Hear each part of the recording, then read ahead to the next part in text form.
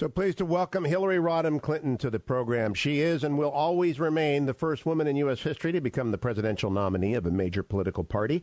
She is our 67th Secretary of State. Of course, she is our former First Lady. She's the author of a wonderful new book, What Happened, which I want to urge everyone in this audience to get. It is candid, it is engrossing, and it is no holds barred. Secretary Clinton, thank you for joining me. I very much appreciate it.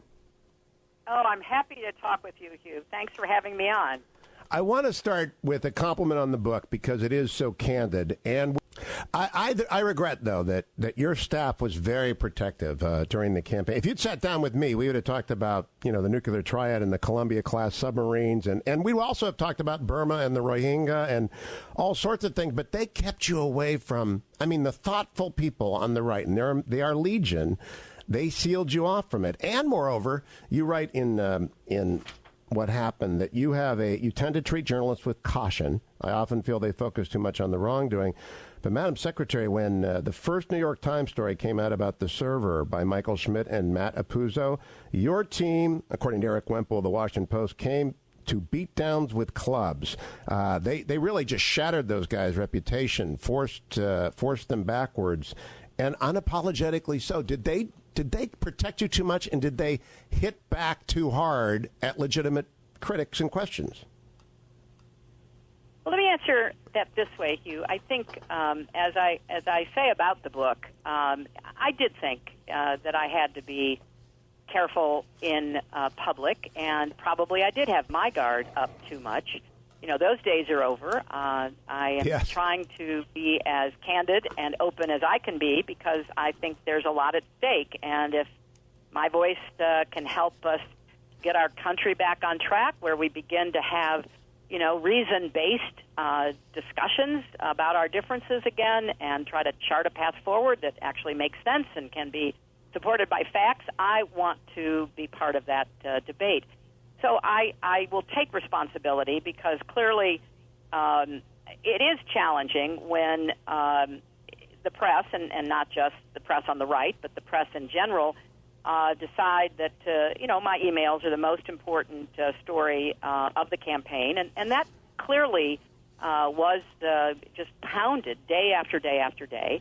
And I take responsibility for the mistake I made, but it was a pretty overblown scandal as far as scandals go.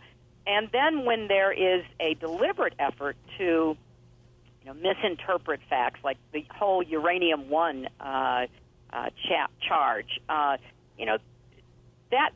is something that has been kept alive despite constant debunking. Similar to the tragedy in Benghazi, where, I testified at length. I answered every question. There was, I think, 8 or 9 investigations, more than half run by Republicans in the Congress, and they all came to the same conclusion that, I had not done anything wrong, and it was, not enough, and it became still a big political drum to beat against me. So I do have mixed feelings, I think it's fair to say, and I am going to try to, do more with people like you because I think it's important that we talk to each other. So, yes, I'm going to talk to people who I believe are interested in talking. Disagree with me, I disagree with them, whatever it might be. But if we don't start talking and listening to each other, I am really worried about what happens to our democracy. I agree with that. On Benghazi, I have one question. On page 230, you write, the Republicans swung at me and missed at the 11-hour-long Benghazi hearing. That's true, by the way. Absolutely, 100% agree. My question is, do you regret leaving the State Department that night? Oh, I was there until 9, 10 o'clock.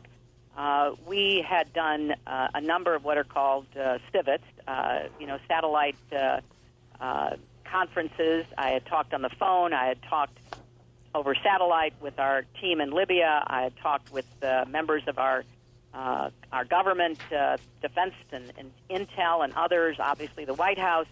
And, we knew that our goal was to find all of our people and get them out of there, and that was ongoing. And so I went home for a few hours of sleep. I talked to the president, bringing him totally up to date, and then obviously, headed back early the next morning. But do you wish you'd stayed there all night? Do you think it would have been different had you stayed there? I doubt it, Hugh. I doubt it, because that was never the principal charge that the Republicans and others made against me, and those in the administration. So I don't think that would have silenced the critics, because there seemed to be a calculation that this was an issue that they could make political. We'll probably talk about around the Thanksgiving table tomorrow. Madam Secretary Hillary Rodham Clinton, thank you for joining me. What Happened is a marvelous book, and I congratulate you on its success, and I hope that you'll come back and talk again in the future. Thank you. I look forward to it, and happy Thanksgiving to you and your listeners, Hugh. Thank you, Madam Secretary.